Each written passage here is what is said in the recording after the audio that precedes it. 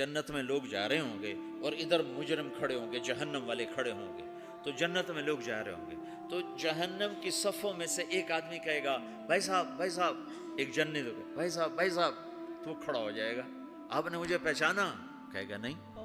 کہا میں نے دنیا میں آپ کو وضو کی ضرورت تھی تو میں نے آپ کو وضو کا پانی دیا تھا، یا یوں آتا ہے میں نے آپ کو پیاس سے میں نے آپ کو پانی پلایا تھا، یاد آیا؟ کہا ہاں یاد آیا۔ کہا دیکھو میری جہنم کا فیصلہ ہو گیا ہے، میری سفارش تو کر دو۔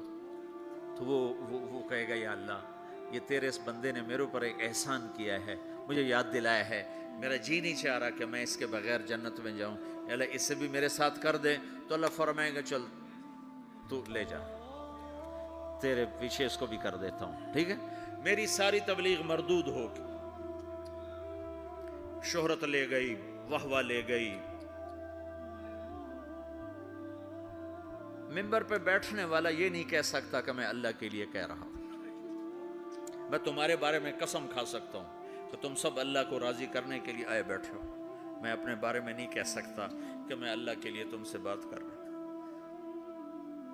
میں موت پہ مجھے پتا چلے گا کہ یہ مردود تھا یا مقبول ہے، یہ شہرت کا افسانہ تھا یا دین کی محنت تھی، یہ موت پہ پتا چلے گا، اس سے پہلے مجھے کچھ پتا نہیں۔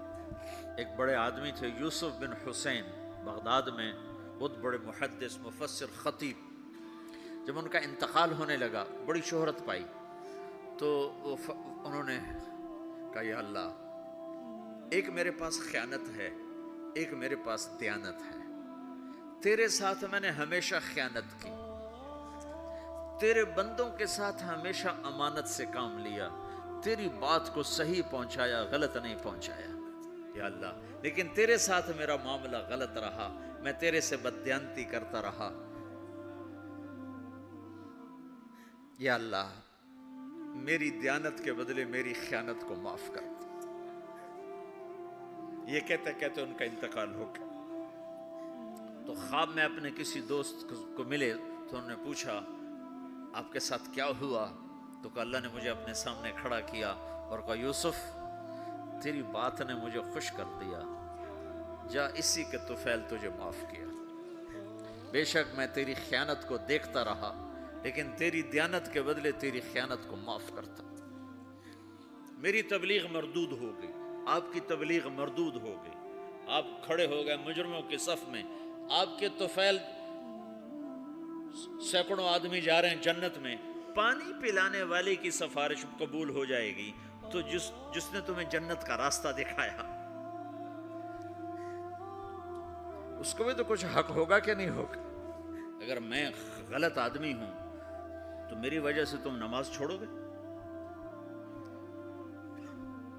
کاجے باز میں نے تو نماز پڑھنا چھوڑ دی ہے۔ کیوں چھوڑ دی ہے؟ کہ وہ طارق جمیل کو دیکھا نمازی ہو کر وہ جھوٹ بولتا ہے تو میں نے نماز چھوڑ دی۔ کبھی کبھی دیکھا ہے سر؟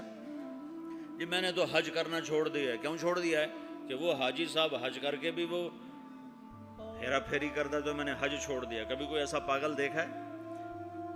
صرف تبلیغ پہ آ کے نزلہ گرتا جی ہم نے تبلیغ چھوڑ دی۔ کیوں؟ تبلیغ والے ایسے ہیں تو کیا کرنی تبلیغ؟ اگر تو تبلیغ طارق جمیل کی ہے پھر تو مجھے تولو کہ اگر میں ٹھیک ہوں تو کرو، میں غلط ہوں تو چھوڑ دو۔ لیکن جب تبلیغ بھی اسی رب کا حکم ہے جس نے نماز کا حکم دیا، تبلیغ اسی رب کا حکم ہے جس نے روزے کا حکم دیا، تبلیغ اسی نبی کا امر ہے جس نے ہمیں شریعت دی ہے، تو مجھے کرنا ہے۔ سارے تبلیغ والے برے ہوں مجھے کرنا ہے، سارے تبلیغ والے اچھے ہوں مجھے کرنا ہے، سارے مسلمان کوئی اچھے ہیں، اکثریت تو بروں کی ہے تو ہم کلمہ بھی چھوڑ دیں، پھر اسلام بھی چھوڑ دیں کہ مسلمان بہت برے ہیں اسلام چھوڑ دو؟